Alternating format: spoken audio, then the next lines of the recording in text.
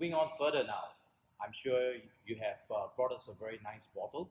Absolutely. You know, perhaps you'd like to tell us a little bit on it, share with us Would love to. So what we've got today. we have the King.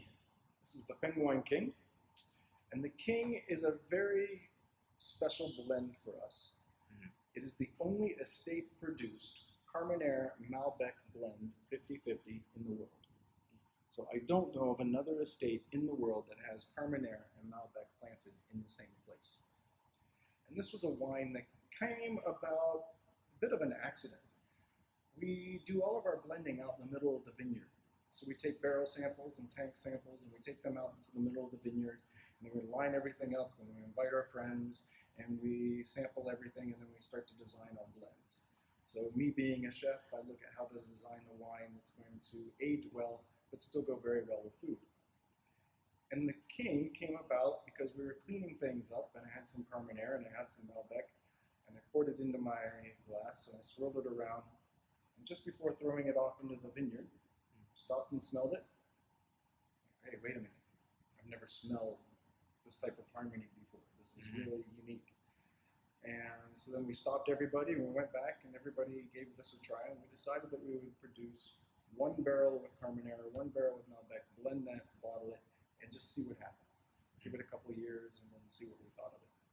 And this is the 2010 vintage and it was definitely our most focused, let's make this wine 6 years later, with a lot of intent to be the King Carmenere Malbec. And the Malbec allows it to cellar for a very long time. Yeah. The Carmenere brings that uniqueness of Chile.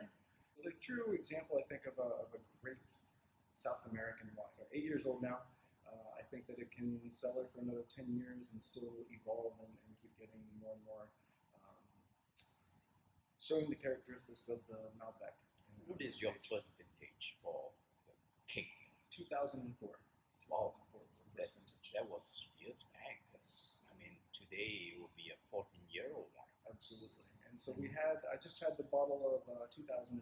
We only produced this in 2004, 5, 7, and 10. Oh. And is so, there any reason why? if the blend didn't work at about 50-50, we just said it was not worth producing. And we really wanted it to be a 50-50 blend. And the 2005 is now completely sold out, except for what's in my own Cellar? cellar. Yep. Okay. 2007, there's a little bit left that we will limit the release to our private club members and to our VIPs. 2010 will be moved out here soon. We did produce a 2013 as well. Looking forward to that. It's about showing a lot of length. Yeah. Mouth is still watering. Great to go with food. Great with nice juicy steak. Lamb, Carmenere lends itself a little bit to something, I wouldn't say overly spicy, but could handle just a little bit of spice.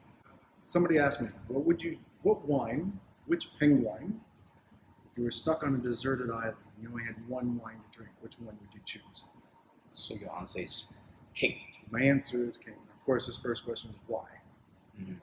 And I said, because if I open 12 bottles, 1 bottle each day, and I drink a glass, and just a little bit of each bottle each day, the wine changes so much over time that it would be like having a different wine still every day because of the way this wine evolves over time.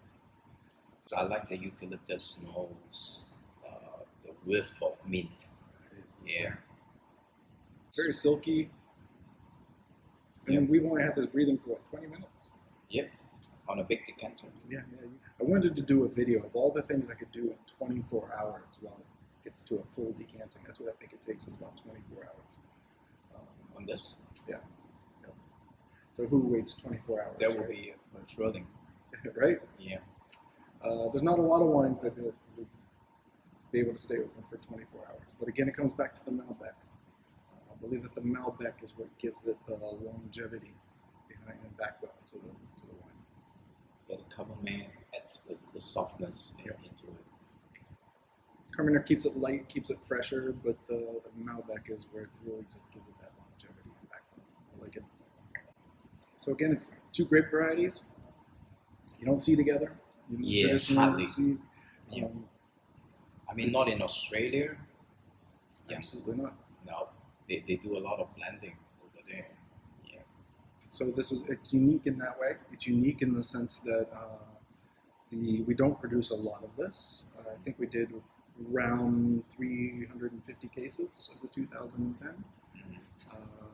And each vintage will make a little bit more as we get more confident with how this wine evolves, and as well as how the market takes to this wine as well. People who know the king Yeah. Yeah. know the king. And when we say that there's a limited release of this particular vintage coming, they jump all over it. So it's been a really good flagship for us. Thank you so much. This My is pleasure. really very, very nice. Thank you.